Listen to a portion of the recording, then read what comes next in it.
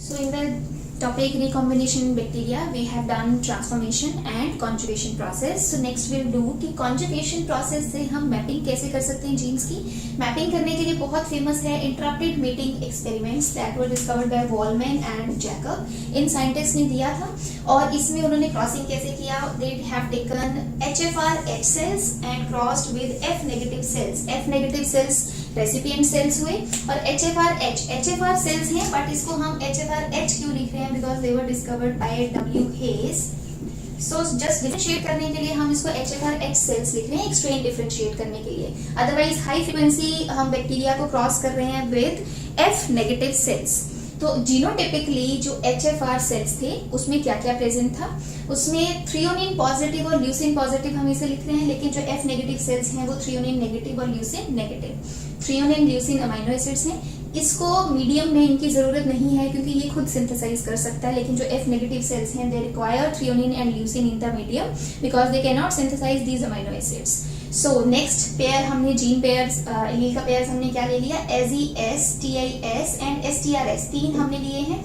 S का मतलब जो है वो सेंसिटिव है और AZR, TIR, STRR, इसमें जो R है वो रिप्रेजेंट करता है रेजिस्टेंस.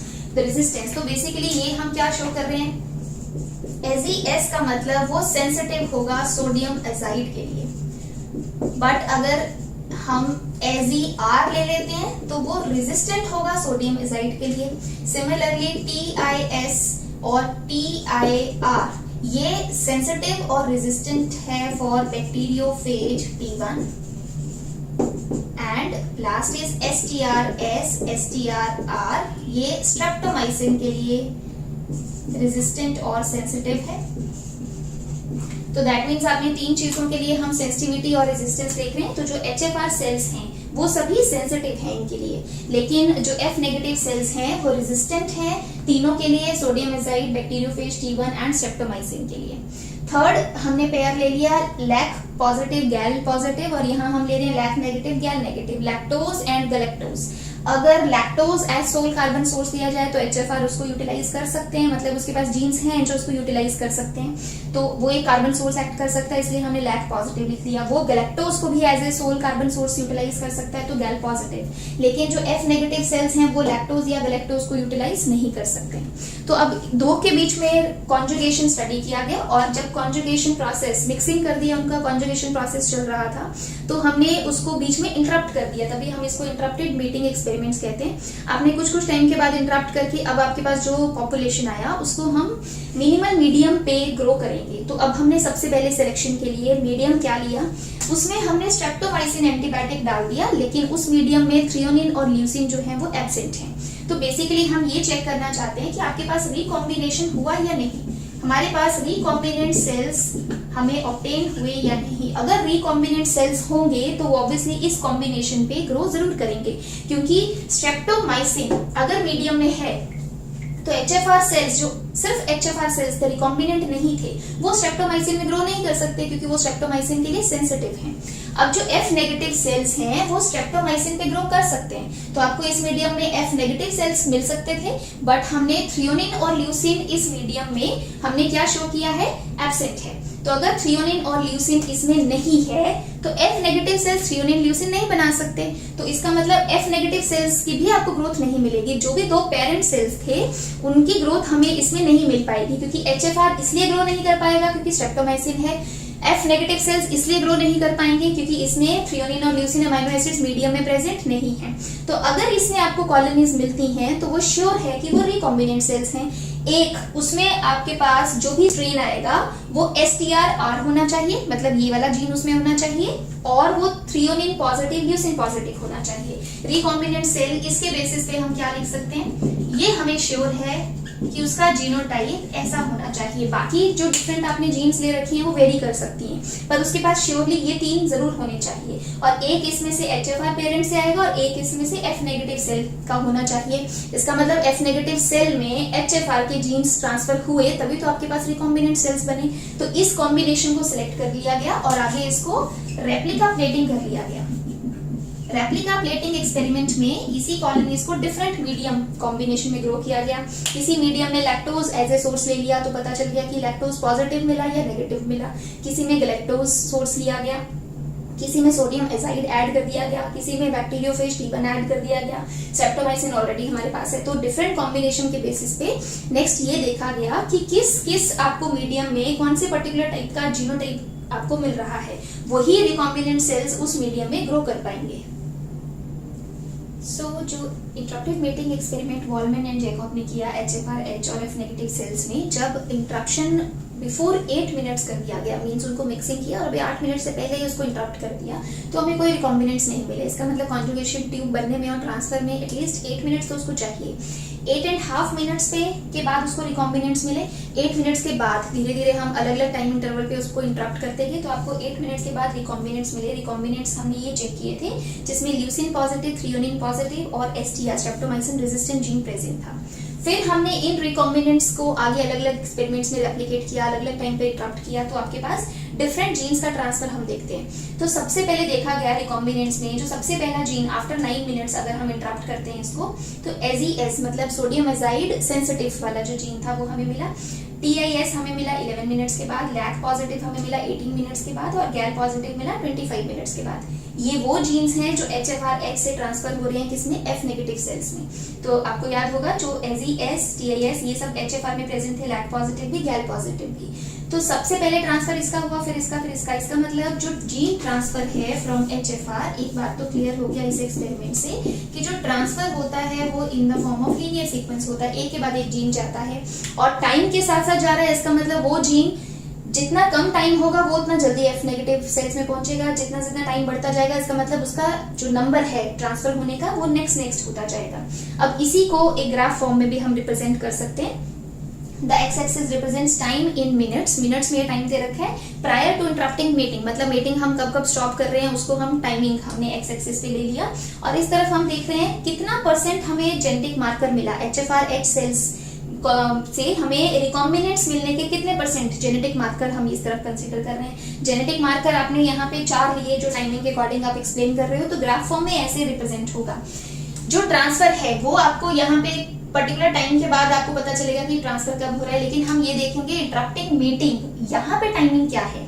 अगर ध्यान से देखें तो यहाँ पे देखो ये 10 से जस्ट पहले स्टार्ट हो रहा है AZS, और हमें AZS का ट्रांसफर हमें 9 मिनट्स के बाद मिलना स्टार्ट हो गया था। उसके आगे वो ट्रांसफर बढ़ता जाएगा, एक पर्टिकुलर टाइम तक होगा, जैसे वो 90 मिनट्स तक आपको उसका ट्रांसफर मिल रहा है। वो टाइमिंग तो कितना भी हो सकता है, कॉन्जुगेशन ट्यूब कहाँ तक बना, लेकिन स्टार्ट कहाँ पे हुआ, जब 10 से जस्ट बिलो, तो एक नंबर पहले, तो मतलब 9 मिनट्स पे उसका ट्रांसफर स्टार्ट हो गया था। देन उसके बाद जो TIS था 11 मिनट्स, तो ग्राफ के अकॉर्डिंग हमें पता चल रहा है 10 से जस्ट एक नंबर आगे उसके बाद हमें TIS का ट्रांसफर मिलना स्टार्ट हो गया। तो बेसिकली कौन सा जीन कब ट्रांसफर हो रहा है वो हमें एक्स एक्सिस से पता चलेगा। यहाँ पे तो हम परसेंटेज देख रहे हैं मार्कर्स की कितनी, ऑब्वियसली जो सबसे पहले ट्रांसफर होगा उसका परसेंटेज सबसे ज्यादा होगा। AZS का परसेंटेज सबसे ज्यादा 90% हमें मिल रहा है, लेकिन TIS उसके बाद ट्रांसफर स्टार्ट हुआ तो उसमें और इसमें ज्यादा डिफरेंस नहीं है, ये 80% मिल रहा है क्योंकि एक ही मिनट का फर्क है इनमें। और उसके बाद 10 to 20 के बीच में यहाँ से ट्रांसफर हो रहा है, तो 18 मिनट्स पे लैक पॉजिटिव का ट्रांसफर स्टार्ट हो गया। लैक पॉजिटिव का मैक्सिमम परसेंटेज 40% तक हमें मिल रहा है क्योंकि ये काफी मिनट्स के बाद इसका ट्रांसफर हो रहा है। सबसे कम हमें गैल पॉजिटिव का मिलेगा क्योंकि गैल पॉजिटिव 25 मिनट के बाद ट्रांसफर स्टार्ट हुआ, तो सबसे कम परसेंटेज 30% हमें गैल पॉजिटिव का मिला। यहाँ हम देख रहे हैं जेनेटिक मार्कर्स का परसेंटेज कितना मिलेगा आपको रिकॉम्बिनेंट्स में। रिकॉम्बिनेंट जो हमने सिलेक्ट कर लिए थे, मार्कर्स किसके हैं, HFR-H के हैं।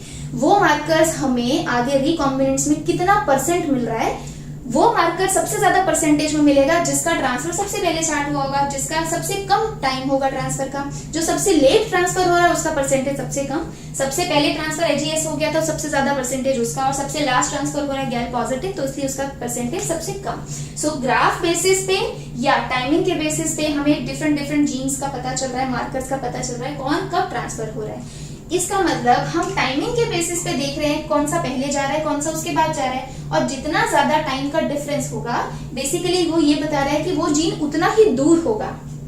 मीन्स हम ये कह सकते हैं जो टाइम है यहाँ पे वो एक तरह से एक यूनिट एक्ट कर रहा है किसका, फिजिकल डिस्टेंस कितना है between markers.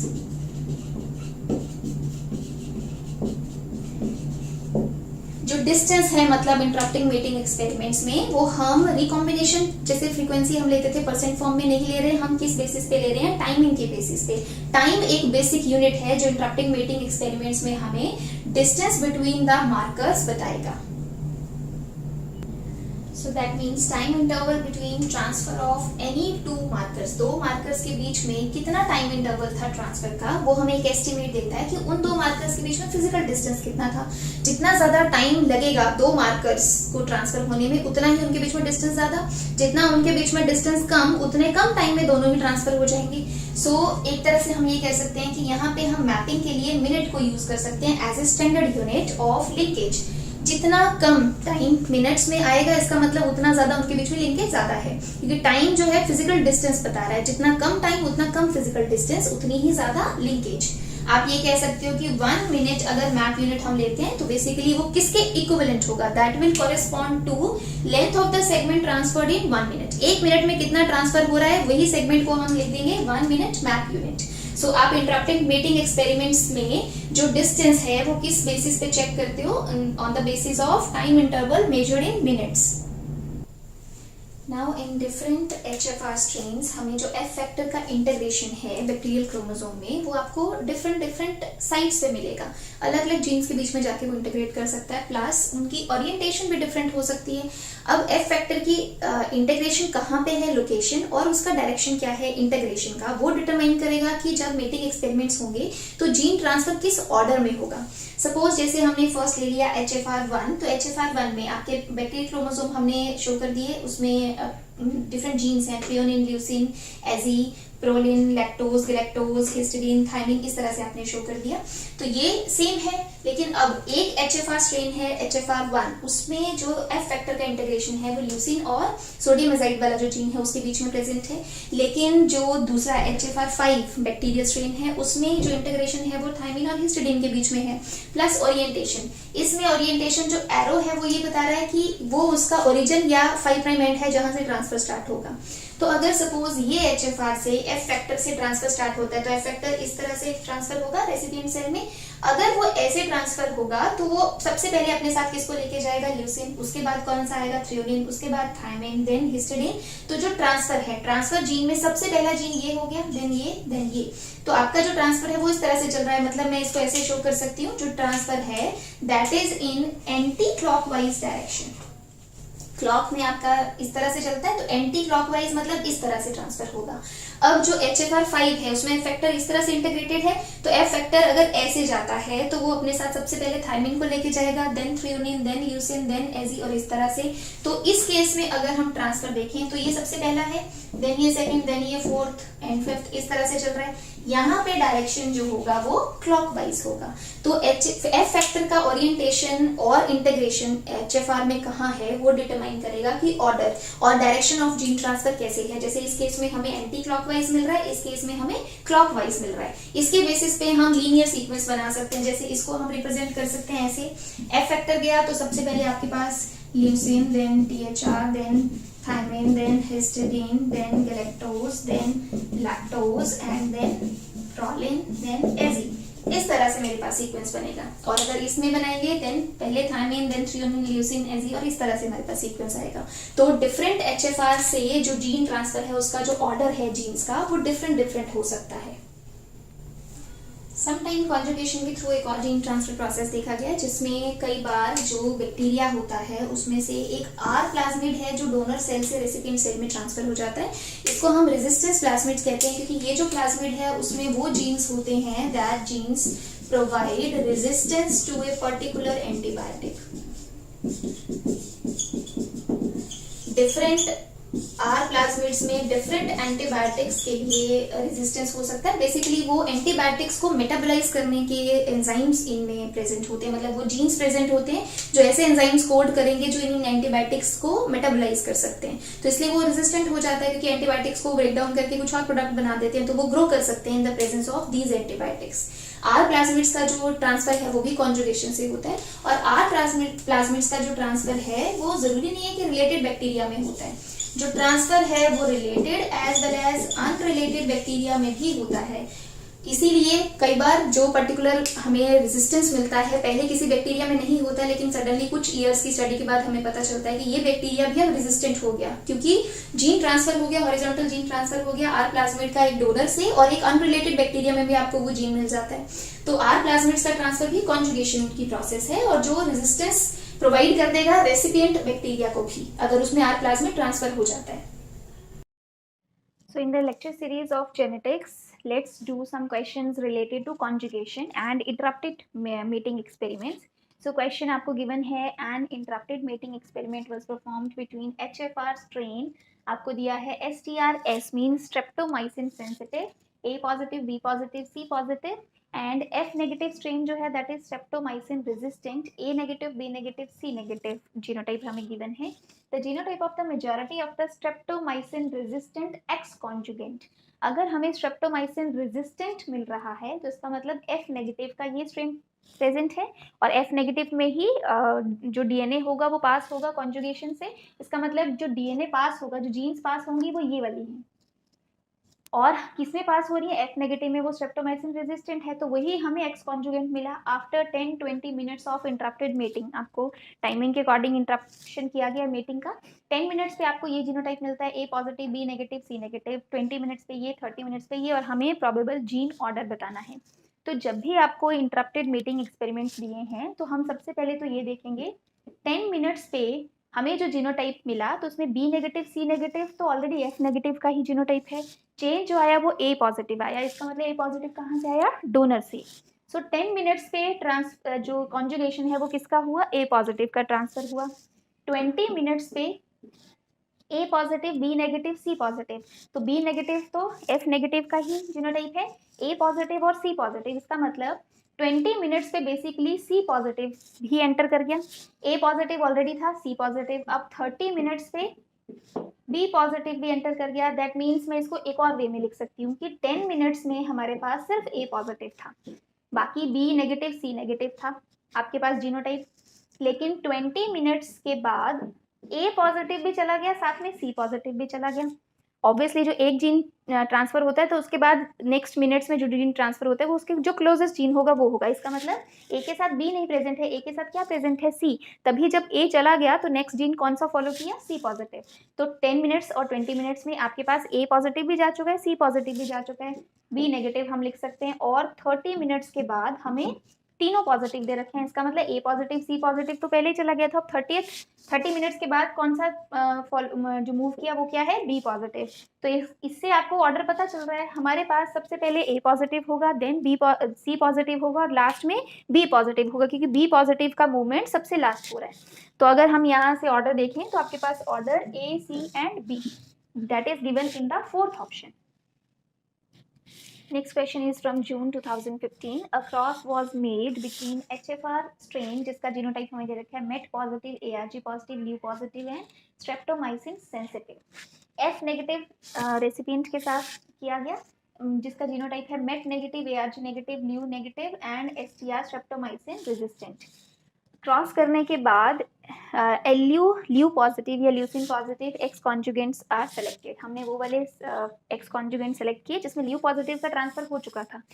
So if linear organisation of the genes, हमें ऑलरेडी गिवन है कि लीनियर ऑर्गेनाइजेशन क्या है, LEU positive, RG positive and MET positive, इसका मतलब अगर ये HFR स्ट्रेन है तो उसमें सबसे पहले ल्यूसिन पॉजिटिव है, देन ARG पॉजिटिव है, और देन मिथ्योनिन पॉजिटिव है।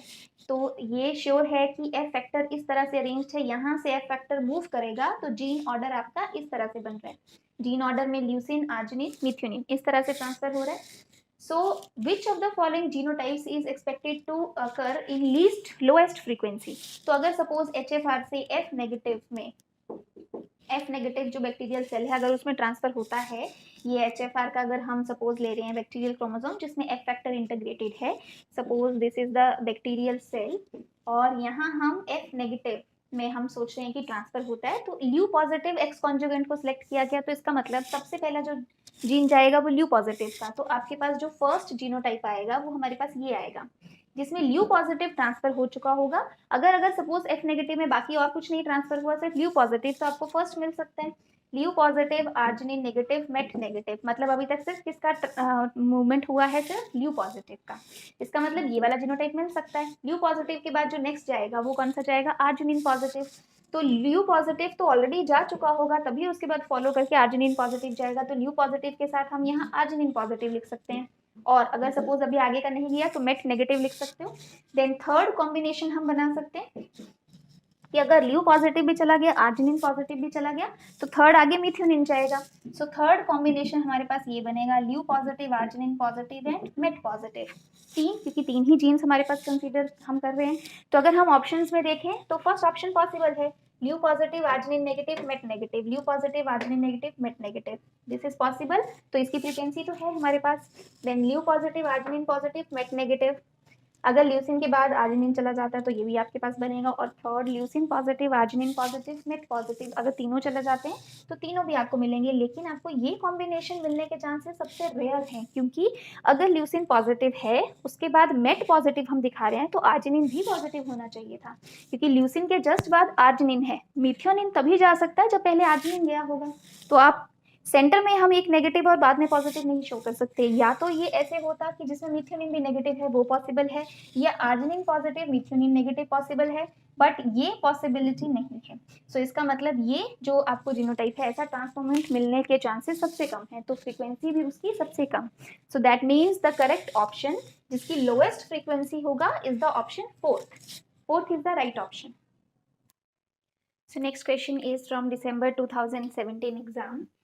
The following table shows mapping data from 3 uninterrupted meeting experiments using 3 different HFR strains और F negative strain. तो F negative तो हमारे पास वही है, लेकिन 3 हमने different HFR strains को यूज किया है। तो HFR 1, 2 and 3 हमें दे रखा है, साथ में उसकी जीन्स दे रखी है और टाइम दे रखा है। So following answers are given, इस डेटा के बेसिस पे कुछ आंसर्स गिवन है। एक तो हमें ऑर्डर ऑफ जीन्स दे रखा है, स्टेटमेंट ए में ये ऑर्डर गिवन है, बी में ये ऑर्डर, और जो स्टेटमेंट सी और डी है उसमें डिस्टेंस दे रखा है। सो इसके अकॉर्डिंग डिस्टेंस बिटवीन एफ और जी, एफ और जी के बीच में 32 मिनट्स है, एफ और बी के बीच में 30 मिनट्स, सी और ई के बीच में 28 मिनट्स, बी एंड सी के बीच में 20 मिनट्स। तो हमें करेक्ट कॉम्बिनेशन ऑफ स्टेटमेंट्स बताना है आउट ऑफ द 4 ऑप्शंस। सो सबसे पहले तो हम ये देखेंगे कि ऑर्डर ऑफ जीन्स कैसे बनेगा, उसके बाद हम डिस्टेंस कैलकुलेट करेंगे। ऑर्डर ऑफ जीन्स बनाने के लिए हमें टाइम के अकॉर्डिंग हम ऑर्डर बना सकते हैं। अब आपके पास ये जीन्स गिवन है, तो सबसे पहले तो हमें डेटा में ये चेक करना है कि जो जीन्स लिखे हैं वो टाइम के अकॉर्डिंग ही है। लाइक ई पॉजिटिव का टाइम पहले है, देन एफ पॉजिटिव का है, then C positive, then D positive, then B positive. तो आप देखो तो इंक्रीजिंग ऑर्डर में टाइम हमें गिवन है तीनों ही ऑप्शंस में, तीनों ही HFR स्ट्रेन्स के केस में। तो इसका मतलब ऑर्डर भी उसी के अकॉर्डिंग वो जा रहा है।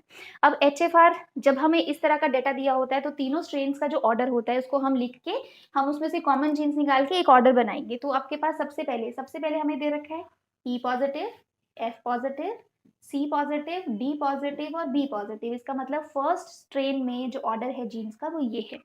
जो सेकेंड स्ट्रेन है वो स्टार्ट कर रहा है बी पॉजिटिव से। तो अगर हम देखें बी पॉजिटिव यहाँ पे है, उसके बाद उसने डी पॉजिटिव, तो इसका मतलब उसमें ओरिएंटेशन डिफरेंट है। हम इसको इस तरह से लिख सकते हैं, बी पॉजिटिव, देन उसके बाद डी पॉजिटिव है तो डी पॉजिटिव कॉमन है तो हमने यहाँ लिख दिया, then C positive, then F positive, then उसके बाद उसने लिखा है जी पॉजिटिव। अब जी पॉजिटिव ई की जगह तो नहीं आ सकता, ई से पहले आएगा या ई के बाद में आएगा, वो हम कैसे चेक करेंगे कि यहाँ पे अगर हम देखें तो ई पॉजिटिव और एफ पॉजिटिव के बीच में, मतलब एफ पॉजिटिव और ई पॉजिटिव के बीच में 24 - 6 का डिस्टेंस है, मतलब 18 मिनट्स का डिफरेंस है। और अगर हम यहाँ देखें एफ और जी में, तो एफ और जी में 63 - 31, इसका मतलब 32 मिनट्स का डिफरेंस है। तो इनके बीच में डिस्टेंस ज़्यादा है और एफ और ई के बीच में डिस्टेंस कम है। तो इसका मतलब यहाँ एफ पॉजिटिव के बाद ई पॉजिटिव आएगा, उसको हम छोड़ देंगे, और इसके आगे यहाँ जाके हमने लिख दिया जी पॉजिटिव, क्योंकि इसमें और इसमें टाइम का डिफरेंस काफ़ी है। तो इसका मतलब ये ज़्यादा दूर हुए और कंपैरेटिवली एफ और ई जो है वो ज़्यादा पास है। तो स्ट्रेन 1 के अकॉर्डिंग डाटा हमने ये लिख दिया, स्ट्रेन 2 के अकॉर्डिंग डाटा ये आ गया, थर्ड स्ट्रेन HFR के अकॉर्डिंग आपके पास क्या बन रहा है, डी पॉजिटिव, सी पॉजिटिव। अब हम यहाँ ढूंढेंगे डी पॉजिटिव के नीचे डी पॉजिटिव, सी पॉजिटिव है, उसके बाद फिर अगेन एफ पॉजिटिव है और उसके बाद ई पॉजिटिव है। हमारा ऊपर वाले इसका डाउट भी कंफर्म हो गया कि एफ के बाद ई ही आएगा और उसके बाद जी पॉजिटिव। तो आपके पास थर्ड स्ट्रेन के अकॉर्डिंग ये सीक्वेंस बन रहा है। तो इससे एक बात क्लियर है कि अगर हम इन सबको एक फॉर्म में ऑर्डर लिखने की कोशिश करें तो आपके पास यहाँ बी पॉजिटिव आ गया, D positive, C positive, F positive, E positive and G positive, ये आपके पास सीक्वेंस है। अगर हम इस सीक्वेंस के अकॉर्डिंग देखते हैं तो अगर हमें अब ये देखना है, क्योंकि ये आपने लीनियर सीक्वेंस बनाया बट एक्चुअल में वो सर्कुलर फॉर्म में प्रेजेंट है। सर्कुलर फॉर्म में हम ये लिख सकते हैं कि अगर सपोज मैं स्टार्ट करती हूँ, बी पॉजिटिव है, उसके बाद D positive, C positive, F positive, E positive, जी पॉजिटिव, इस तरह से सर्कुलर फॉर्म में प्रेजेंट होगा। अब आपने ये देखना है कि ऑप्शंस में हमें क्या दिया है। अगर हम ऑप्शंस के अकॉर्डिंग देखें तो फर्स्ट ऑप्शन में दिया है ई और ई के बाद जी, तो ई के बाद मैं एफ ले सकती हूँ या ई के बाद जी। अगर मैं इस तरफ को चलती हूँ तो ई के बाद जी है, जी के बाद बी, जी के बाद B, then D C F, D C F. तो इसका मतलब अगर हम इस तरह से ऑर्डर स्टडी करते हैं तो आपके पास ये ऑर्डर करेक्ट है। सो ए वाला ऑर्डर जो है वो करेक्ट है। देन बी में हमें दे रखा है एफ और उसके बाद जी। एफ के बाद डायरेक्टली जी नहीं आ सकता, या तो एफ के बाद सी वाला ऑर्डर दिया होता या एफ के बाद ई के साथ ऑर्डर दिया होता। तो इसका मतलब जो सेकेंड ऑर्डर दिया है दैट इज रॉन्ग। तो आपके पास फर्स्ट ऑर्डर जो है करेक्ट बन रहा है, E, G positive, B positive, D positive, C positive and F positive. वो हम सर्कुलर फॉर्म में किसी भी एक डायरेक्शन में हम रीड कर सकते हैं। अब हमें ये देखना है कि डिस्टेंस उनके बीच में कितना है। डिस्टेंस का जो फिजिकल डिस्टेंस का जो यूनिट है वो हम टाइम के अकॉर्डिंग, मिनट्स के अकॉर्डिंग यूनिट्स लेते हैं। तो अब आपको ऑप्शन में क्या गिवन है, फर्स्ट हमें एफ और जी का डिस्टेंस निकालना है। अब आप डेटा के अकॉर्डिंग देखो, फर्स्ट ट्रेन में तो एफ गिवन है, जी है ही नहीं कहीं भी, तो इससे हम नहीं निकाल सकते। सेकेंड में आपके पास एफ और जी गिवन है, तो आप जी और एफ के बीच में डिस्टेंस सिंपली निकाल सकते हो, 63 माइनस 31, आपके पास आंसर 32 आ जाएगा। इसका मतलब ये करेक्ट है। अगर आप चाहो तो कंफर्म कर सकते हो, एफ और जी में फिर से डिस्टेंस 61 माइनस 29 करोगे तब भी आपके पास 32 आंसर आएगा। तो इसका मतलब ये करेक्ट है। अब सेकेंड आपको दिया है एफ एंड बी। अगर हम इसमें देखें तो F and B 54 minus 24, 54 minus 24 आप करोगे, आप आंसर आपके पास 30 मिनट्स आ जाएगा। या दूसरा हम एफ और बी यहाँ भी दे रखा है, 31 माइनस 1 कर दोगे तब भी सिंपल आपके पास 30 आ जाएगा। यहाँ से हम नहीं निकाल सकते क्योंकि यहाँ बी गिवन नहीं है।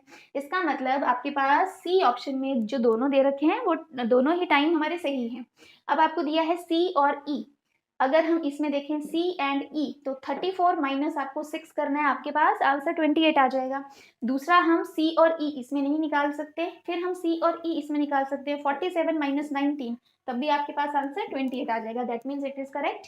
Then B and C, B and C 54 minus 34 20 minutes correct है। या हम बी सी 21 माइनस 1 20, वो भी करेक्ट है। ठीक है, अब इसमें आप नहीं निकाल सकते हो, तो ये भी हमारे पास जो टाइम दे रखे हैं सही। इसका मतलब हमारे पास स्टेटमेंट सी भी करेक्ट है, डी भी करेक्ट है, ए भी करेक्ट है, और वो आपको कॉम्बिनेशन दे रखा है ए C and D. That means इस क्वेश्चन में जो करेक्ट ऑप्शन है, right option is the first option. Next question is from June 2018. So question is two HFR strains, HFR1 और HFR2, हमें दो strains दे रखे हैं। First का genotype is arginine positive, leucine positive, galactose positive and streptomycin sensitive.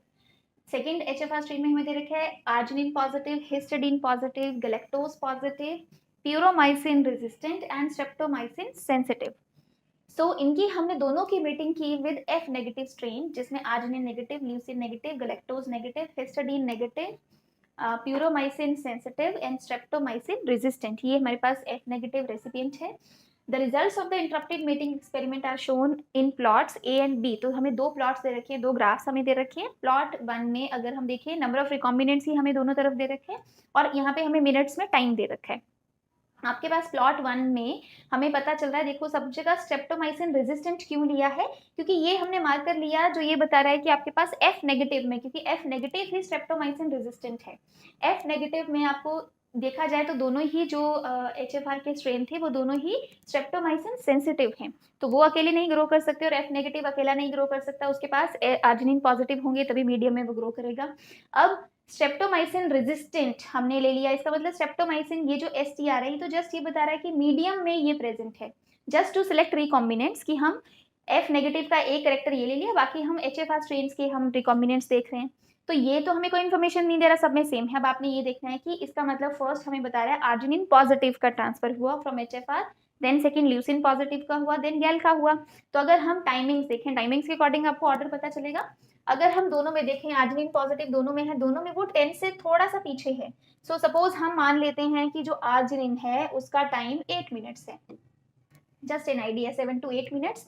Then arginine के बाद अगर हम देखें तो 10 के बाद 20 मिनट्स पे हमें ल्यूसिन पॉजिटिव यहाँ पता चल रहा है। और इसमें अगर आप देखो तो 20 पे हमें ल्यूसिन का पता चल रहा है। यहाँ 20 में ल्यूसिन नहीं शो किया, ल्यूसिन इसमें नहीं है, इसमें हिस्टिडीन प्रेजेंट, और हिस्टिडीन का टाइम 10 मिनट्स है। इसका मतलब आर्जिनिन के बाद हमें किसका दिखना है, ल्यूसिन जो 10 मिनट्स है, उसके बाद हम लिख सकते हैं हिस्टिडीन जो 20 मिनट्स है। दोनों की इन्फॉर्मेशन से हमें पता चला। देन गैलेक्टोज पॉजिटिव 30, यहाँ भी गैलेक्टोज का 30, इसका मतलब गैलेक्टोज का ट्रांसफर 30 मिनट्स के बाद हम देखते हैं। और इसके बाद आप गैलेक्टोज के बाद प्यूरोमाइसिन रेजिस्टेंट, क्योंकि वो एक HFR स्ट्रेन HFR2 में प्रेजेंट है। सो प्योर आर भी हमें मिलेगा, वो कितने मिनट्स पे मिलेगा, 40 मिनट्स पे। तो बेसिकली आपके पास 4 डिफरेंट जीन्स हैं टोटल मिला के, अगर इसमें 3 और इसमें 4, तो टोटल आपके पास 4 जीन्स हैं HFR स्ट्रेन के दोनों की, जो आपके पास ट्रांसफर हो रही है। और टाइम के अकॉर्डिंग हम ये देख रहे हैं, सॉरी 5 हो गया, 8 मिनट्स पे आर्जिनिन, ल्यूसिन 10 मिनट्स पे, हिस्टिडीन 20 पे, गैलेक्टोज इस पे, और प्यूरोमाइसिन 40 मिनट्स पे।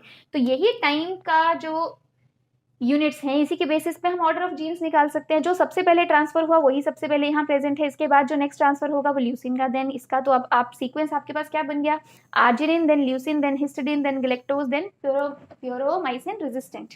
सो आपके पास arginine, leucine and histidine, galactose, arginine, leucine, histidine, galactose, then puromycin resistant, ये हमें ऑप्शन देखना है। अब इसमें से कौन सा ऑप्शन है जिसमें आपको ये गिवन है, आर्जिनिन, देन अगर देखो इनमें से कोई एक चीज हमें नहीं दे रखी है तो हम सीक्वेंस उसके अकॉर्डिंग देख सकते हैं। आपके पास ल्यूसिन हमने ल्यूसिन जो है वो 20 मिनट्स पे है, और हिस्टिडीन जो है वो 10 मिनट्स पे है। ओके, नाउ अब हमारा करेक्ट बनता है arginine, histidine, leucine, galactose and puromycin resistant. So arginine, histidine, leucine, galactose and puromycin resistance ये है।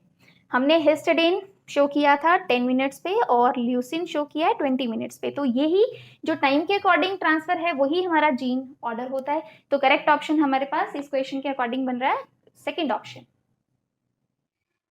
Next question is from December 2018. Using interrupted mating experiments, results are summarized in the table. So आपको order of genes दे रखा है first to last. आपके पास 4 HFR strains given हैं, 1 2 3 4. First में A B D F H sequence है, B A L M K M K J G H F H D J K.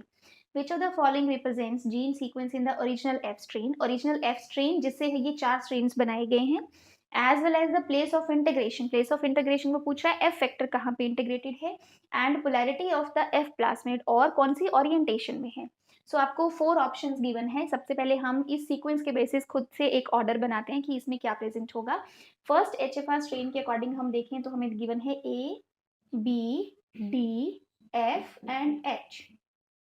First के according ये है क्योंकि फर्स्ट ये gene है और लास्ट ये है।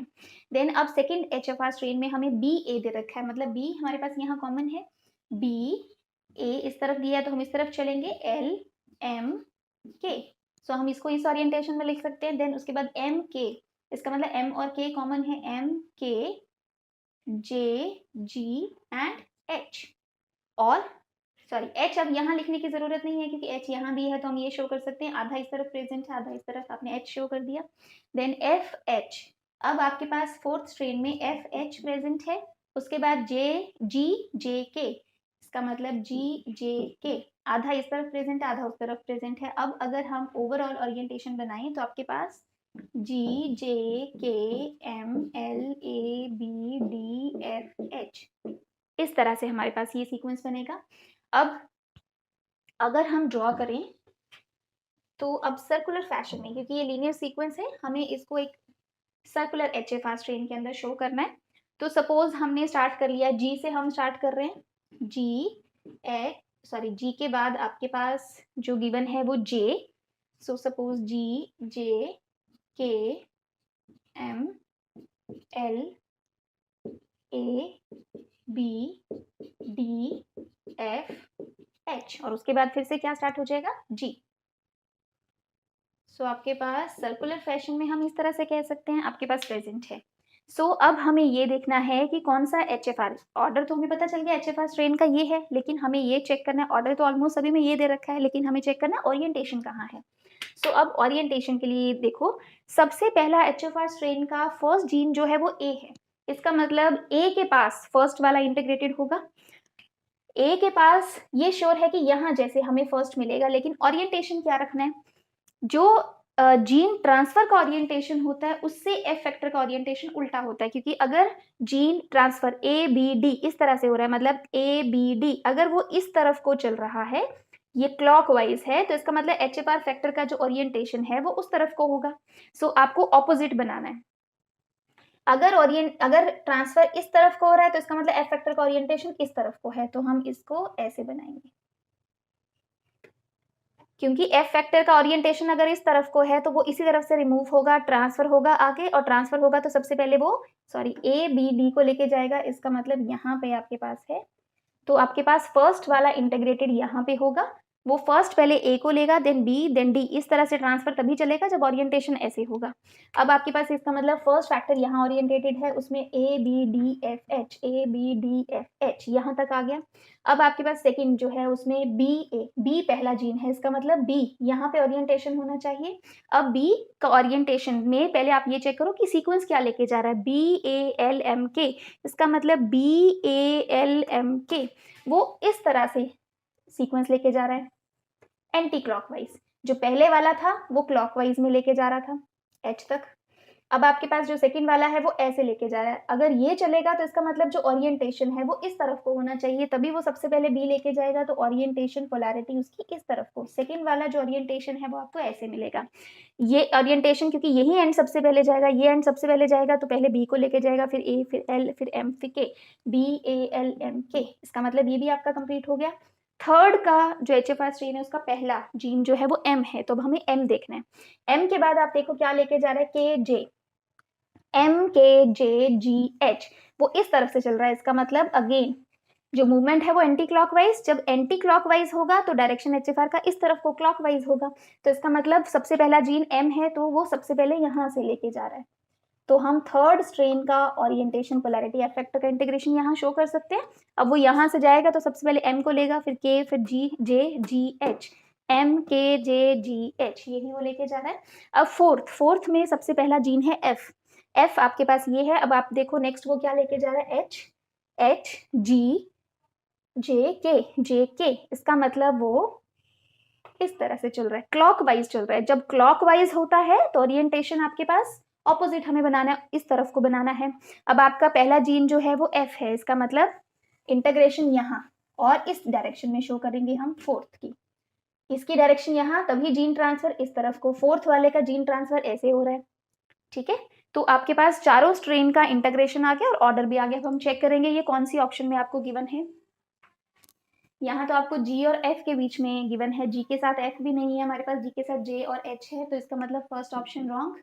देन यहाँ पे MLA है, लेकिन इनके बीच में कोई इंटीग्रेशन नहीं शो किया, इसका मतलब सेकंड भी नहीं होगा। थर्ड ऑप्शन में ML थर्ड और फर्स्ट इंटीग्रेशन है, और ये वाला सीक्वेंस आपका करेक्ट है। इसका मतलब जो बेस्ट ऑप्शन है वो हमारे पास थर्ड है, जिसमें 4 HFR स्ट्रेन्स का इंटीग्रेशन भी बताया, पोलैरिटी, डायरेक्शन भी बताया है, और हमारा ऑर्डर भी करेक्ट उसमें गिवन है। So right answer is third option.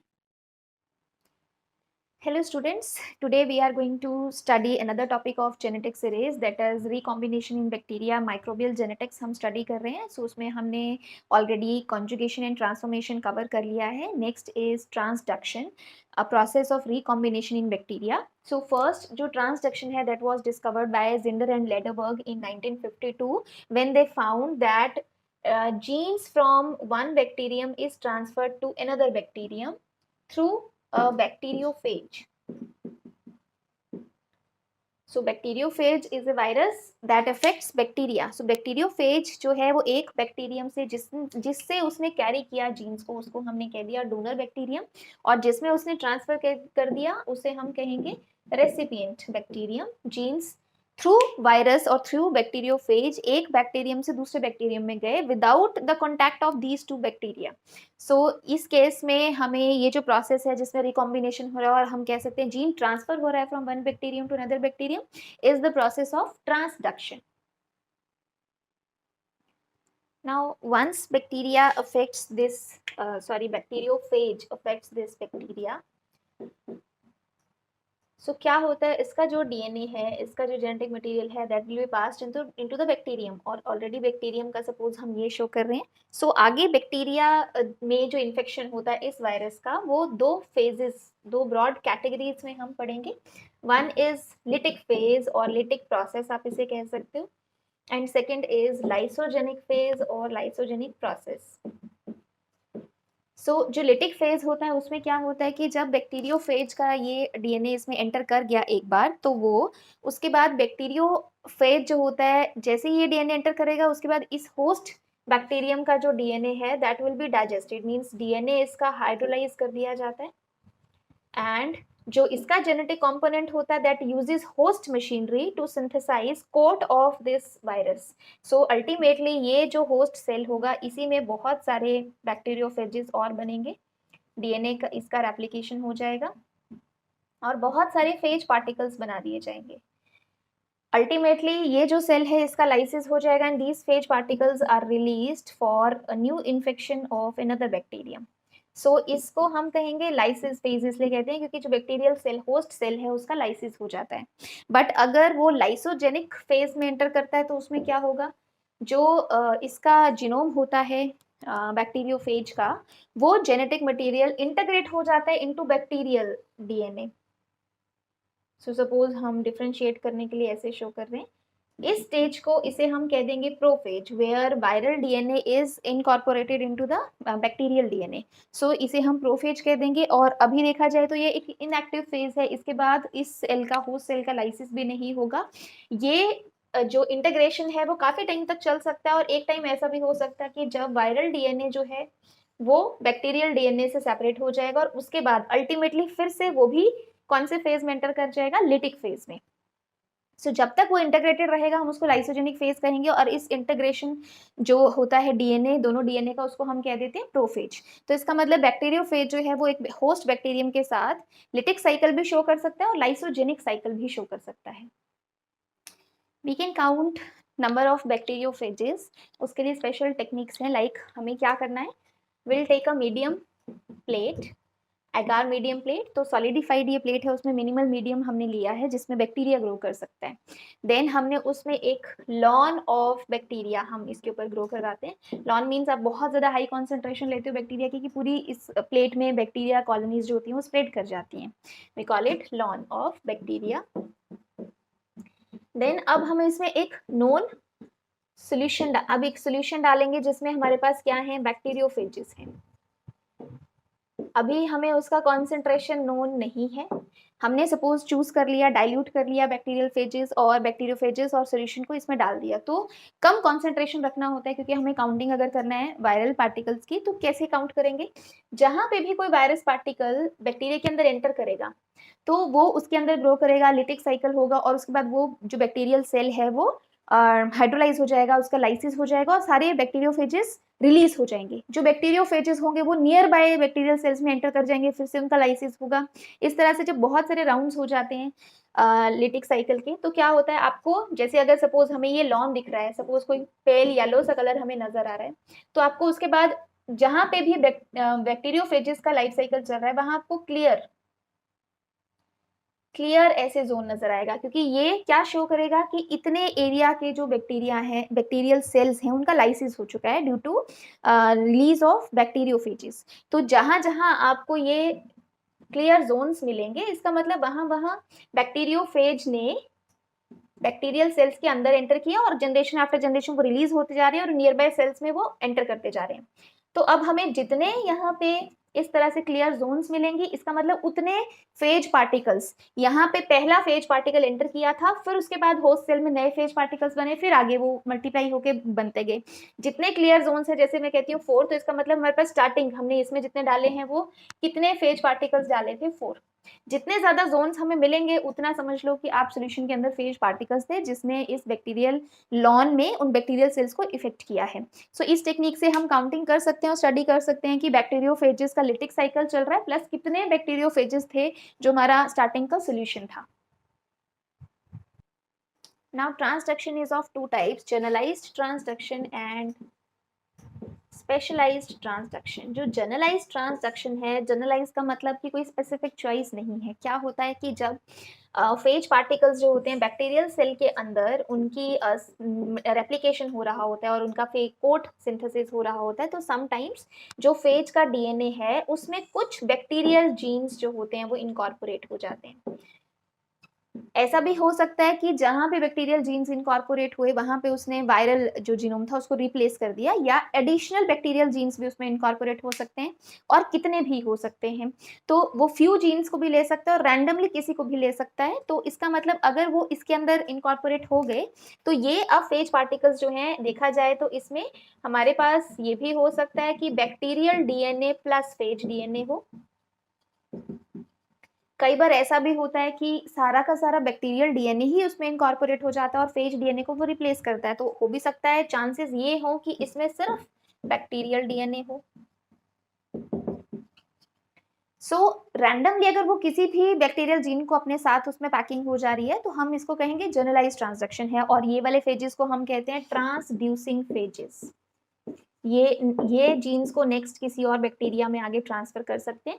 Specialised transduction का मतलब क्या है कि इसमें भी इनकॉर्पोरेशन हो सकता है बैक्टीरियल जीन्स का फेज डीएनए में, पर वो तभी होता है जब बैक्टीरियल डीएनए और फेज डीएनए के बीच में रिकॉम्बिनेशन होगा।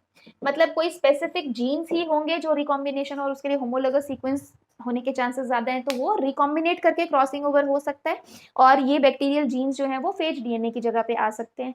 तो रिप्लेसमेंट होगा फेज डीएनए का। तो इस केस में हमेशा जब भी बैक्टीरियोफेज पार्टिकल की पैकिंग होगी तो उसमें हमेशा ये होगा कि फेज डीएनए भी होगा प्लस उसमें बैक्टीरियल डीएनए हो सकता है अगर रिकॉम्बिनेशन से रिप्लेसमेंट हुआ। तो इस केस में हम ये नहीं कह सकते कि सारा का सारा बैक्टीरियल डीएनए होगा, क्योंकि ये श्योरिटी देना बहुत मुश्किल है कि सारा बैक्टीरियल डीएनए जो है वो रिकॉम्बिनेट कर सकता है, उसके साथ क्रॉसिंग ओवर कर सकते हैं। कुछ जीन्स होंगे जो कर सकते होंगे, वही उसमें इनकॉर्पोरेट हो सकते हैं। तो यहाँ पे रैंडमली वो पिक कर रहा है, कोई रिकॉम्बिनेशन नहीं हो रहा, जस्ट एक इंट्रोडक्शन उसमें इंट्रोड्यूस कर दिए जा रहे हैं और रैंडमली उसमें ऐड हो जा रहा है या रिप्लेस हो जा रहा है। ऐसी ट्रांजैक्शन को हम कहेंगे जनरलाइज्ड, लेकिन जिसमें रिकॉम्बिनेशन के थ्रू एंट्री होती है बैक्टीरियल जीन्स की इनटू द वायरल क्रोमोसोम जो भी है डीएनए, तो उसको हम कहेंगे स्पेशलाइज्ड ट्रांसडक्शन है। Now phages can also be of two types. Phages को हम sometimes term देते हैं temperate phages और virulent phages. Temperate phages उसे कहा जाता है जो या तो होस्ट में जाके लिटिक साइकिल दे सकता है या फिर वो लाइसोजेनिक साइकिल भी दे सकता है। मीन्स उसका इंटीग्रेशन हो सकता है बैक्टीरियल क्रोमोसोम में या फिर वो डायरेक्टली लिटिक साइकिल दे सकता है। बट अगर टर्म दिया है virulent phages तो ये हमेशा ही लिटिक साइकिल देगा। सो विरुलेंट का मतलब कि वो हमेशा इन्फेक्शन कॉज करेगा और बैक्टीरियल सेल का लाइसिस करेगा। लेकिन टेम्परेट फेजेस जो होते हैं वो कुछ टाइम के लिए डॉर्मेंट भी हो सकते हैं, इनएक्टिव हो सकता है, तो वो लाइसोजेनिक फेज हो सकता है। और ऐसा भी हो सकता है कि लाइसोजेनिक के बाद वो लिटिक में एंटर कर जाए या वो स्टार्टिंग में भी लिटिक हो सकता है। तो इस बेसिस पे हम दो टाइप्स पढ़ते हैं, temperate and virulent. Now generalised transduction अगर हम देखें तो ये विरुलेंट फेजेस भी शो कर सकते हैं कुछ, और कुछ टेम्परेट फेजेस भी शो कर सकते हैं। सो विरुलेंट और टेम्परेट जस्ट लाइसिस साइकिल के अकॉर्डिंग हमने डिफाइन किया है।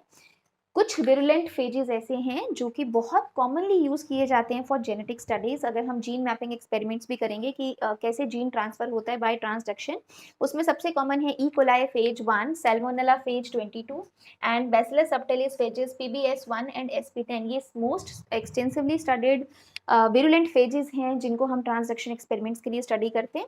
अब ऐसा नहीं है कि सारे के सारे जो विरुलेंट फेजेस हैं वो जनरलाइज ट्रांसडक्शन शो करेंगे। ट्रांसडक्शन बहुत ही कम फेजेस हैं जो शो करते हैं। कई बार कुछ फेजेस ऐसे होते हैं कि जब वो अपना जीनोम एंटर करते हैं होस्ट बैक्टीरियल सेल में, तो वो होस्ट बैक्टीरियम का जो डीएनए है उसको हाइड्रोलाइज नहीं करते। कई फेजेस ऐसे होते हैं कि जो एंटर करते हैं सबसे पहले उसकी हाइड्रोलिसिस करेंगे, देन वो अपने डीएनए की रेप्लिकेशन करेंगे और उसके बाद पैकिंग होगा। तो अगर डीएनए होस्ट का ऑलरेडी हाइड्रोलाइज्ड होगा तो उसके इनकॉर्पोरेशन के चांसेस बहुत कम हैं। दूसरा ये भी है कि कई फेजेस का जो मशीनरी है वो बहुत ही एडवांस्ड है कि वो होस्ट के जो हाइड्रोलाइज्ड फ्रेगमेंट्स होंगे उनको इनकॉर्पोरेट नहीं होने देते। सो आपके पास जो ट्रांसडक्शन, जो ऐसे फेजेस, जो ट्रांसड्यूसिंग फेजेस हम कह रहे हैं, जो इनकॉर्पोरेट कर लेते हैं बैक्टीरियल जीन्स को रैंडमली, उनके जो इनकॉर्पोरेशन है उसके चांसेस बहुत बहुत कम है। सो कुछ फेजेस हैं विरुलेंट जो हमें मिलते हैं और जो क्या शो कर सकते हैं, जनरलाइज ट्रांसडक्शन शो करते हैं। अब सपोज ये जो फेजेस हैं उन्होंने बैक्टीरियल जीन्स को कैरी किया और वो नेक्स्ट बैक्टीरियल सेल को जाके इन्फेक्ट करते हैं।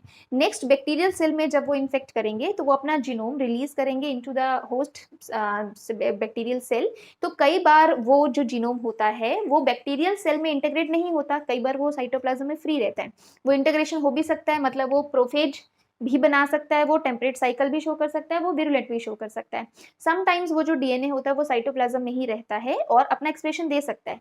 तो ऐसे जो होते हैं सेल्स जिसमें ये ट्रांसडक्शन हुआ, उनको हम एबॉर्टिव ट्रांसड्यूसेंट्स कहते हैं। ट्रांसड्यूसेंट्स हम उन्हें कह रहे हैं जिसमें जो बैक्टीरियल सेल एक तरह से रिसीव कर रहा है डीएनए और jeans of another bacteria through bacteriophage. जो रेसिपिएंट बैक्टीरिया हुआ जिसमें एक फेज जो है किसी और बैक्टीरियल सेल के जीन्स कैरी करके लेके जाएगा, उनको हम, उसमें अगर वो ट्रांसफर हो गया तो उसको हम ट्रांसड्यूसेंट्स कहते हैं। ट्रांसड्यूसेंट्स को हम एबॉर्टिव इसलिए कह रहे हैं कि वो जो जीनोम है वो आगे बैक्टीरियल, उस होस्ट सेल के बैक्टीरियल क्रोमोसोम में इनकॉर्पोरेट नहीं हुआ। अगर वो इसमें इनकॉर्पोरेट हो जाएगा तो वो उसी के जीन का बन जाएगा। मतलब अगर आपके पास, हम कह रहे हैं ये बैक्टीरियल सेल है जो डोनर है और ये बैक्टीरियोफेज इसको इन्फेक्ट करता है, तो उसके बाद ये बैक्टीरियोफेज इस बैक्टीरियम से सपोज ये जीन लेके गया और अब जब ये बैक्टीरियोफेज एक और बैक्टीरियल सेल को जाके इन्फेक्ट करेगा तो यही जीन वो इस बैक्टीरिया को दे देगा। अगर तो वो उसके जीनोम में इनकॉर्पोरेट हो जाता तो इसका मतलब इसके जीनोम में, ये जो रेसिपिएंट बैक्टीरिया है, रेसिपिएंट बैक्टीरिया के जीनोम में एक और किसी और बैक्टीरिया का जीन आ गया, तो हम इसको ट्रांसड्यूसेंट कह रहे हैं। ऐसे बैक्टीरियल सेल्स, रेसिपिएंट सेल्स जिसमें किसी और बैक्टीरिया का जीन इनकॉर्पोरेट हो जाता है, तभी तो हम रिकॉम्बिनेशन की प्रोसेस मान रहे हैं कि मतलब बैक्टीरियोफेज एक बैक्टीरियल सेल से जीन को उसके इसके डीएनए में इनकॉर्पोरेट कर दिया, तो ट्रांसड्यूसेंट वर्ड यूज किया। बट सपोज अगर इस बैक्टीरियोफेज ने रिलीज किया और वो इसमें इनकॉर्पोरेट नहीं हुआ, लेकिन वो यहाँ साइटोप्लाज्म में प्रेजेंट है, तो आपके पास ट्रांसड्यूसेंट तो फिर भी बना क्योंकि इस बैक्टीरियल सेल के अंदर वो जीन आ गया, लेकिन वो प्रॉपर ट्रांसड्यूसेंट नहीं हुआ। हम वर्ड क्या यूज करेंगे उसके लिए, एबॉर्टिव ट्रांसड्यूसेंट। अगर तो डीएनए इनकॉर्पोरेट हो गया into the recipient bacterial chromosome तो हम कहेंगे नॉर्मल ट्रांसड्यूसेंट हुआ, और अब हम कहेंगे प्रोसेस कंप्लीट हुई जिसमें डीएनए या जीन का ट्रांसफर हुआ एक बैक्टीरिया से दूसरे बैक्टीरिया में थ्रू बैक्टीरियोफेज। बट अगर वो इनकॉर्पोरेट नहीं हुआ और साइटोप्लाज्म में रह गया तो हम उसके लिए टर्म यूज करते हैं abortive transductant. So next is specialised transduction, जिसमें मोस्टली जो कैरी आउट की जाती है by temperate phages. Temperate phages वो थे जो लिटिक साइकिल भी शो कर सकते हैं आगे और लाइसोजेनिक साइकिल भी शो कर सकते हैं।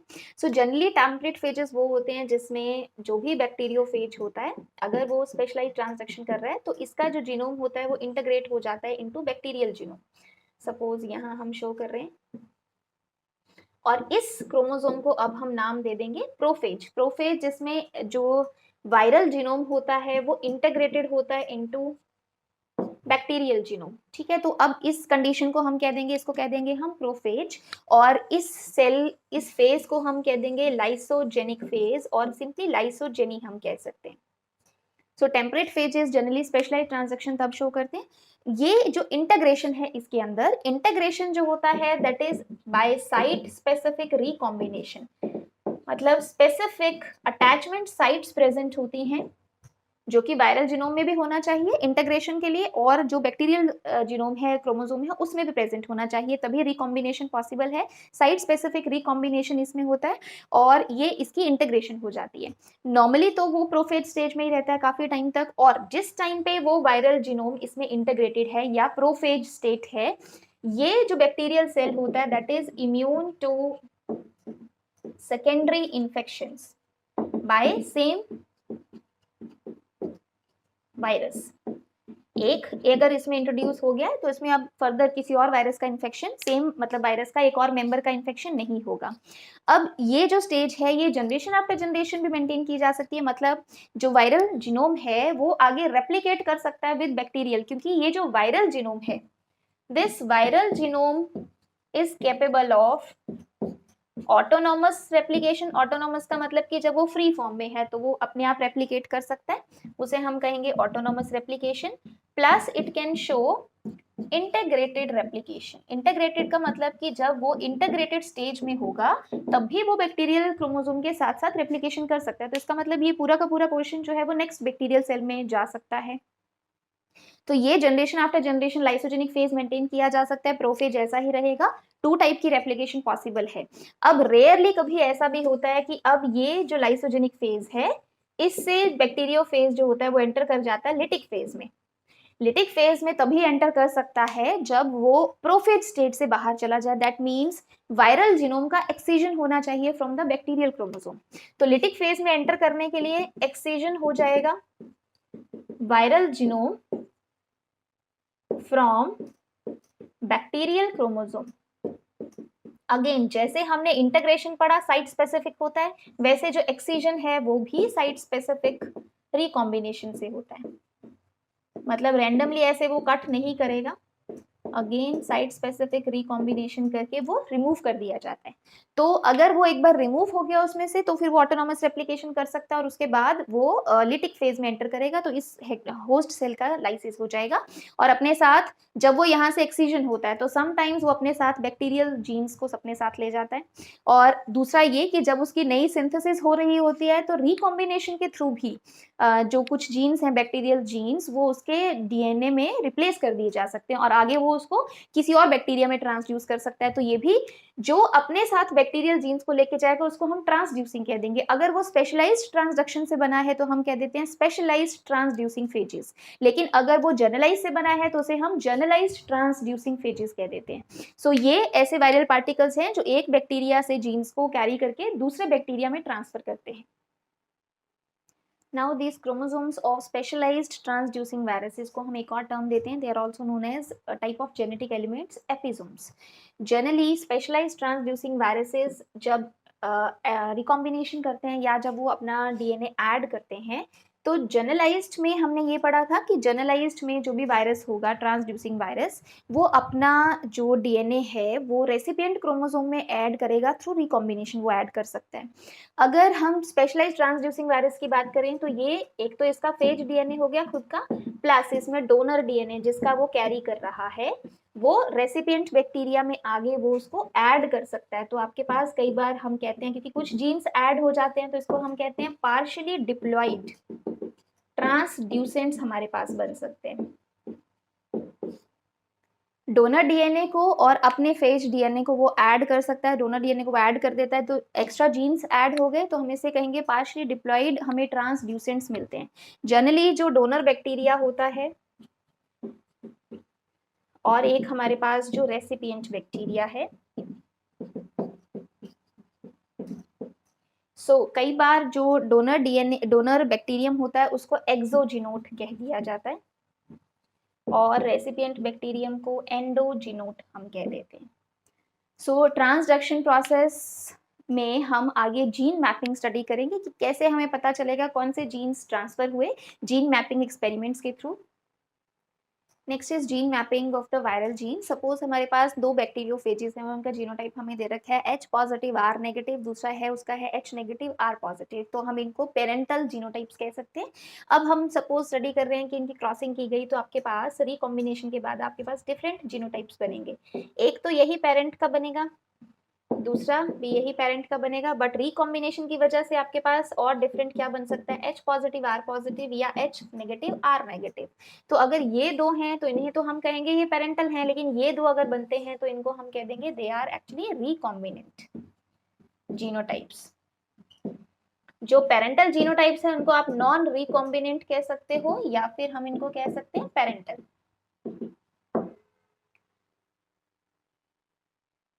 ना सपोज आफ्टर क्रॉस हमारे पास ये डेटा गिवन है H पॉजिटिव R नेगेटिव जो पेरेंटल है 34, H नेगेटिव R पॉजिटिव वो भी पेरेंटल है 42 और दोनों रिकॉम्बिनेंट्स हमें 12 मिले हैं। तो पहले हमें ये देखना है कि टोटल कितना है, टोटल हमारे पास आ गए 100। अब हमें रिकॉम्बिनेशन अगर फ्रीक्वेंसी निकालना है, रिकॉम्बिनेशन फ्रीक्वेंसी हम कैसे कैलकुलेट करेंगे? Recombination frequency will be equal to number of recombinants divided by total number of progeny, कितना आपको टोटल आगे प्रोजेनी मिला है। तो आपके पास नंबर ऑफ रिकॉम्बिनेंट्स अगर हम यहाँ देखें तो हमारे पास कितने हैं, जस्ट 12 + 12 + 12, और टोटल प्रोजेनी हमारे पास कितनी आ गई है, 100। तो दैट मीन्स 24/100 अगर हम परसेंटेज फॉर्म में निकालना है तो इंटू 100 कर देंगे, तो आपके पास रिकॉम्बिनेशन फ्रीक्वेंसी कितना आ गया, 24%। एंड दिस रिकॉम्बिनेशन फ्रीक्वेंसी जो है वो डिस्टेंस जीन्स के बीच में कैलकुलेट करने में हेल्प कर सकता है। तो यहाँ पे हमारे पास जो दो जीन्स थे वो H और R थे, तो H और R के बीच में रिकॉम्बिनेशन फ्रीक्वेंसी इतना है, दैट मीन्स उनके बीच में डिस्टेंस जो है वो 24 यूनिट्स है। Let's do a question of June 2017 of transduction. Question is, in a transduction experiment using A positive, B positive, C positive genotype as a donor and A negative, B negative as a recipient, A positive transductants were selected and screened for B and C. सबसे पहले हमने कौन से ट्रांसडक्टेंट्स को select किया, ए positive, और उसके साथ हमने देखा कि बी गया या सी गया, बी पॉजिटिव है आगे वो मूव किया या सी मूव किया, क्योंकि डोनर जो है वो ये है जीनोटाइप, तो इसका मतलब ए पॉजिटिव तो हमने ले ही लिया सबसे पहले। अब उसके बाद हम देख रहे हैं कि बी पॉजिटिव भी उसके साथ गया और सी पॉजिटिव भी गया कि नहीं गया। द डेटा ऑब्टेन्ड, हमें डेटा दे रखा है, तो सबसे पहले जीनोटाइप ए पॉजिटिव जिसमें सिर्फ ए पॉजिटिव गया, तो हमने बी नेगेटिव, सी नेगेटिव, क्योंकि रेसिपिएंट में ये नेगेटिव वाला प्रेजेंट है, दैट मीन्स वो रिकॉम्बिनेंट जिसमें सिर्फ ए पॉजिटिव गया वो 573 थे। देन ए पॉजिटिव के साथ आगे जिसमें बी पॉजिटिव गया लेकिन सी नहीं गया तो वो 98 है। ए पॉजिटिव के साथ सी पॉजिटिव गया लेकिन बी नेगेटिव नहीं गया, वो 11 है। और ए positive, B positive, C positive तीनों गए, वो हमारे पास 68 है। तो ये आपको टोटल नंबर ऑफ रिकॉम्बिनेंट्स दे रखे हैं तीनों सभी जीनोटाइप्स के according. The cotransduction frequencies for A positive, B positive and B positive, C positive respectively are, मतलब आपको पहले इसका काउंट करना है देन उसका काउंट करना है, उसके अकॉर्डिंग ऑप्शन चूज करना है। जब भी हमें को ट्रांसडक्शन फ्रीक्वेंसीज दिया होता है तो जो भी पर्टिकुलर जीनोटाइप दिया है, लाइक हम इसे कैसे सॉल्व करेंगे, सबसे पहले हम को ट्रांसडक्शन फ्रीक्वेंसी निकालेंगे for A positive, B positive, सबसे पहले हमें उसका निकालना है। तो जो जीनोटाइप आपको दे रखा होता है जिसमें हमें ए पॉजिटिव, बी पॉजिटिव देखना है, वो नंबर ऑफ इक्वल्स टू को ट्रांसडक्शन फ्रीक्वेंसी क्या हो जाएगा, number of recombinants with this genotype. जितने रिकॉम्बिनेंट्स में A positive, B positive combination है, हम वो रिकॉम्बिनेंट्स लेंगे divide by total number of recombinants. जितने भी हमें टोटल नंबर मिला है उसमें से तभी हम देखेंगे कि टोटल में से कितनी फ्रीक्वेंसी इनकी है। तो सबसे पहले तो हमें इन सबको प्लस करना है, टोटल करना है। अगर हम इसे टोटल करते हैं तो आपके पास वैल्यू आ जाएगा 750। तो आउट ऑफ 750 हमें देखना है ए पॉजिटिव, बी पॉजिटिव कितने में था। तो अब सबसे पहले वो रिकॉम्बिनेंट चूज करेंगे जिसमें A positive, B positive, first case में ए पॉजिटिव है लेकिन बी नेगेटिव है, तो ये हम नहीं लेंगे। देन आपके पास ए पॉजिटिव, बी पॉजिटिव है और उसके कितने हैं 98, प्लस नेक्स्ट वाले में ए पॉजिटिव, सी पॉजिटिव है, ये भी हम नहीं लेंगे। ए पॉजिटिव, बी पॉजिटिव वो भी हम ले रहे हैं, तो उसमें कितने आ गए 68, divide by total number of recombinants 750। अगर हम इसे सॉल्व करते हैं तो हमारे पास आंसर आता है 0.22। 0.22 को अगर परसेंटेज में चेंज करते हैं तो आपके पास आ जाएगा 22%। हम सिंपली 0.22 को 100 से मल्टीप्लाई कर देंगे तो आपके पास 22% आ गया। दैट मीन्स हमारे पास ए पॉजिटिव, बी पॉजिटिव का कितना को ट्रांसडक्शन फ्रीक्वेंसी है 22%। 22% आपको दो ऑप्शंस में गिवन है, तो अब हमें नेक्स्ट काउंट करना है। सो को ट्रांसडक्शन फ्रीक्वेंसी अब हम निकालेंगे for B positive, C positive.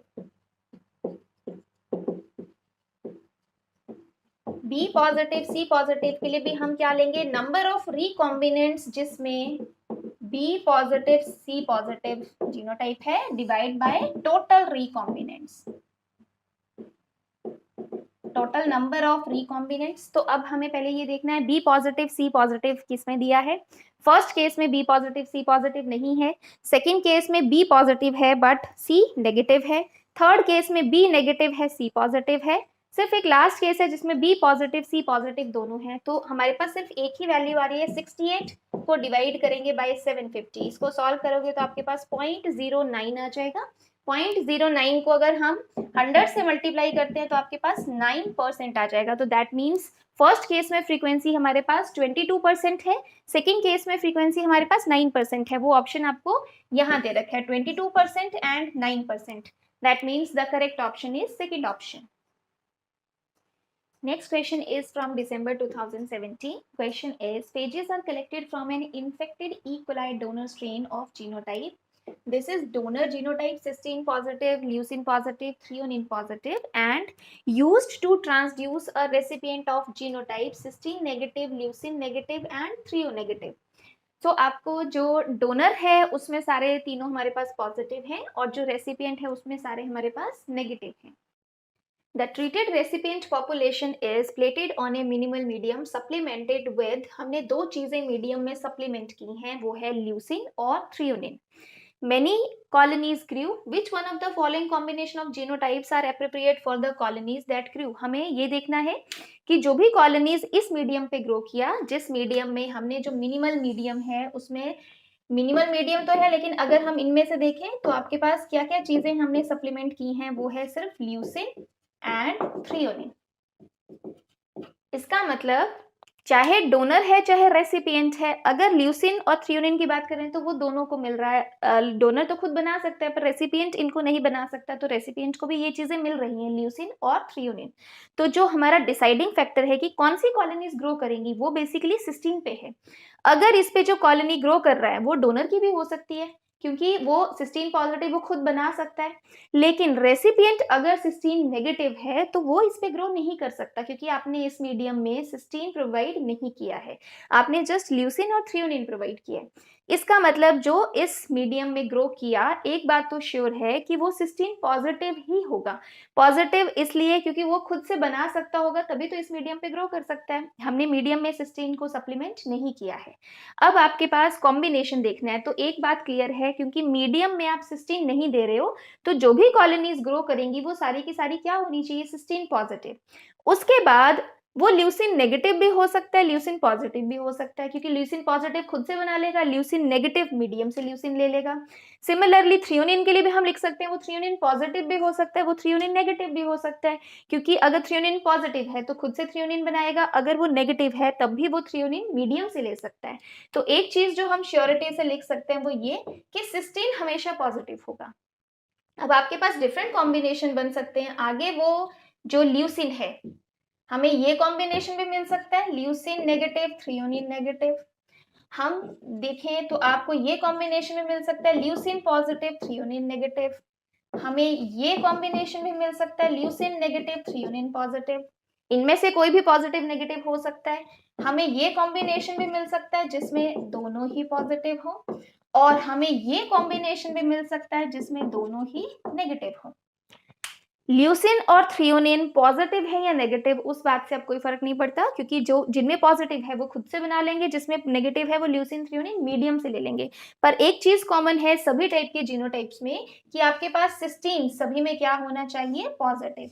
आगे दोनों नेगेटिव हैं, दोनों पॉजिटिव हैं, एक नेगेटिव पॉजिटिव है दूसरा पॉजिटिव नेगेटिव है, वो हम कोई भी ले सकते हैं.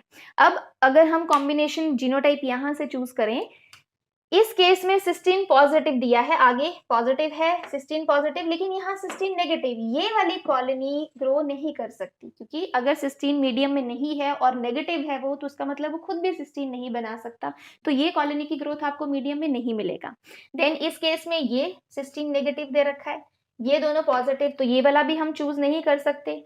थर्ड केस में भी सिस्टीन नेगेटिव यहाँ दे रखा है, ये सारे सिस्टीन नेगेटिव, ये तो ग्रो ही नहीं कर सकते. सिर्फ एक फोर्थ ऑप्शन है जिसमें आपके पास सारे सिस्टीन पॉजिटिव दिए हैं.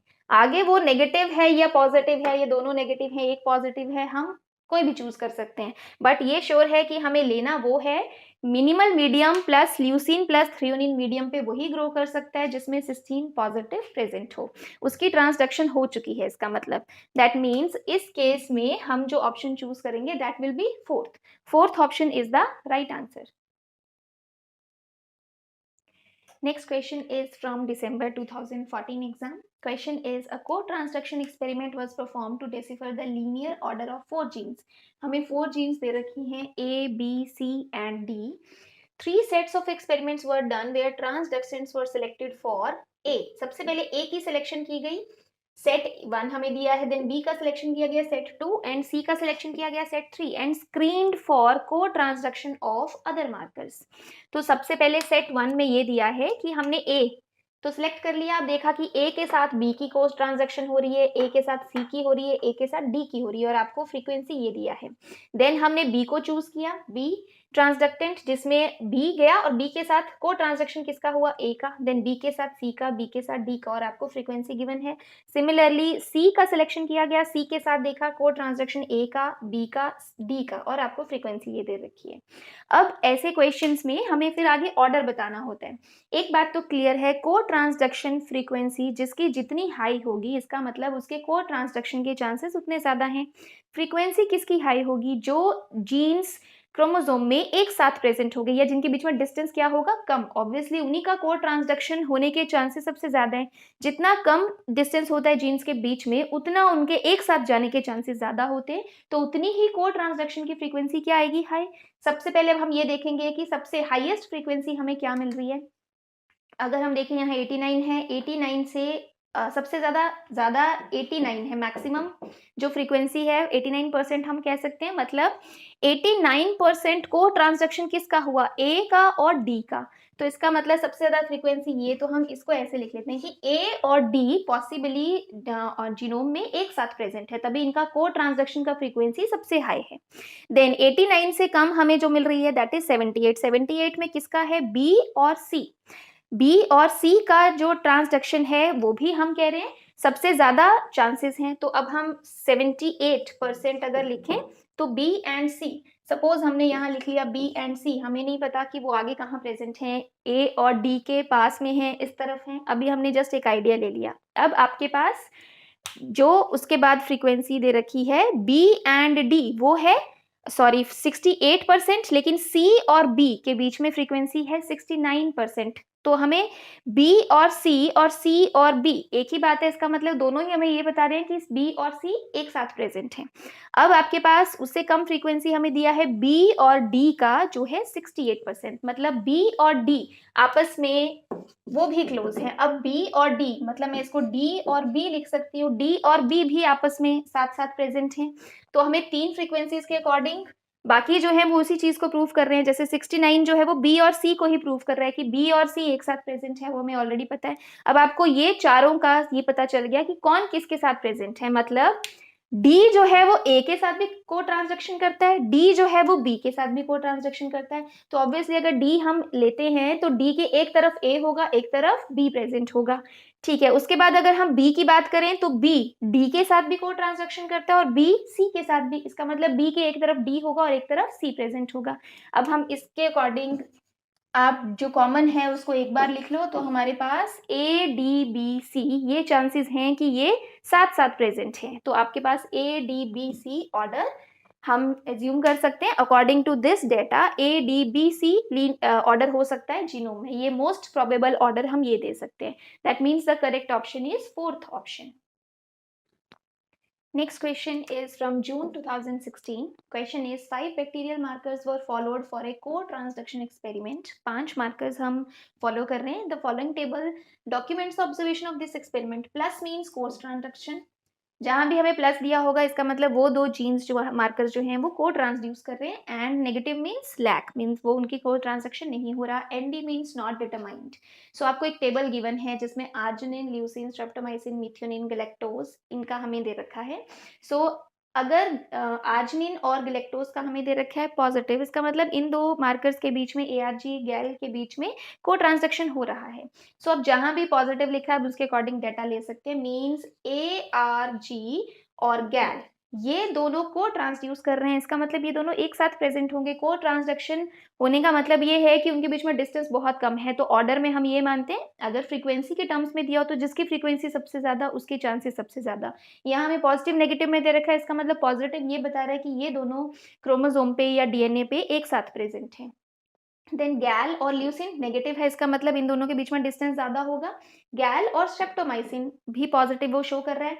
अब गैल इसमें कॉमन है तो गैल आप ऐसे लिख लो और स्ट्रेप्टोमाइसिन हम लिखते हैं, मतलब गैल के एक तरफ आर्जिनिन होगा, एक तरफ स्ट्रेप्टोमाइसिन, तभी तो कोड ट्रांसडक्शन फ्रीक्वेंसी दोनों में आपको पॉजिटिव मिल रही है। देन गैल और मेट नेगेटिव है, इसका मतलब इनको हम साथ में नहीं ले सकते।